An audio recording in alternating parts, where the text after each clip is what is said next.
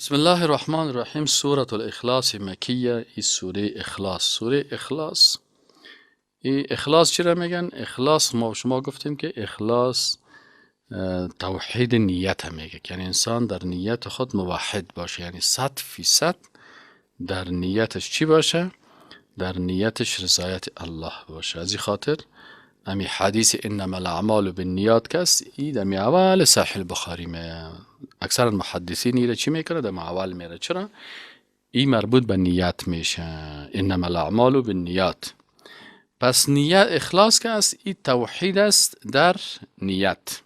انسان مسلمانه که در نیتش 100% کار به خاطر الله میکنه، ایره باز مخلص میگه. و ما امیروا الا لیعبدوا الله مخلصین له الدین.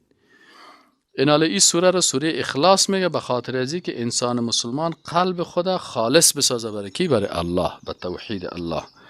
الله متعال میگه بسم الله الرحمن الرحیم. قل بگوی رسول الله صلی الله علیه و سلم هو الله احد. این هو را ضمیر شأن میگن شأن الله این هست که الله متعال احد، ذات یگانه هست.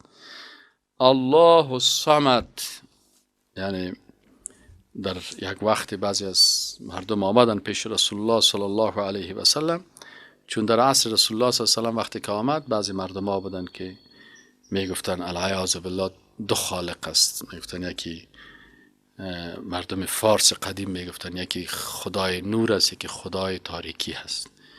یکی خدای نور است، یکی خدای ظلمت و تاریکی هست. خدای نور یزدان و عزت میگفتن.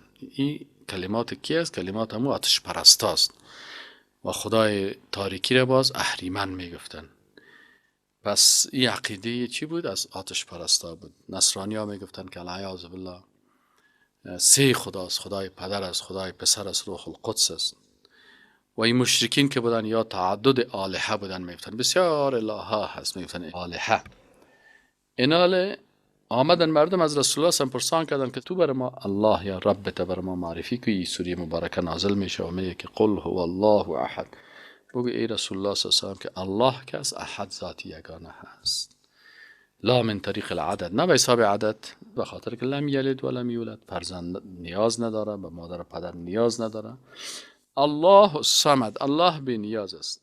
در اون وقت بعضی از مردم چی میگفتن؟ میگفتن همین قسم که انسان ها به واسطه و به سکرتر نیاز داره، به رئیس دفتر نیاز داره تا بعضی از کارهایش انجام بده و باز مجبور هستی که تو ریزیت اول پیش از می سکرترش ببری یا پیش وزیرش ببری، بازی ریزیت را میگیره برای الله پیش میکنه، مثل پاچا و تشبیه میکنن. الله متعال گفت که الله الصمد، الله بی نیاز است، نیاز نداره به سکرتر و رئیس دفتر. چرا؟ به خاطر از اینکه کسایی که سکرتر و رئیس دفتر میگیرن و بادیگارد میگیرن محتاج هستن. وزیر میگیره به خاطر از اینکه کل کارا را خودش انجام دادن نمیتونه، به خاطر از اینکه دور است از چیز. الله الصمد بی نیاز است، از سکرتر، از رئیس دفتر، از کمک کننده.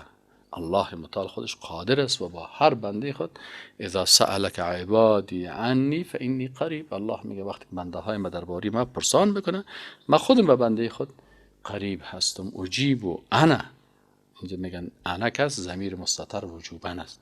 الله متعال میگه اجیب و دعوت الداع. پس اینجا الله متعال میگه که الله الصمد، الله بی نیاز است.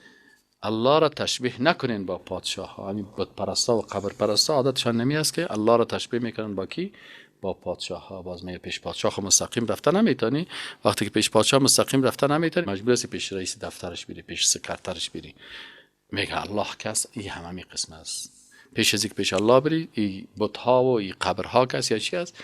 این سکرترهایش است، رئیس های دفترش است. باز پیش از ریزی تا پیش میکنیم، باز این میره. الله متعال میگه نه، الله الصمد، الله بی نیاز است. لم یلد و لم یولد. الله متعال چون ذات یگانه هست و ذات بی نیاز است دیگه، لم یلد کسی او را نزاده. لم یلد یعنی الله متعال کسی را نزاده، یعنی الله فرزند نداره. ولم یولد، و خود الله متعال هم از کسی ولادت نشده، یعنی مادر و پدر نیاز نداره. ولم یکن له کفوا احد، و نیست برای الله متعال کفوا یعنی همتا و شریک احد، هیچ کسی. پس این آیات قرآن همی عقاید باطل نصارا و عقاید باطل بت پرستا و عقاید باطل قبر پرستا و عقاید باطل مثلا این کسایی که مثلا در فارس بودن از این آتش پرستا و زیاره عقاید کلشان رد کرد که الله احد است، الله صمد است، لم یلد ولم یولد ولم یکن له کفوا احد.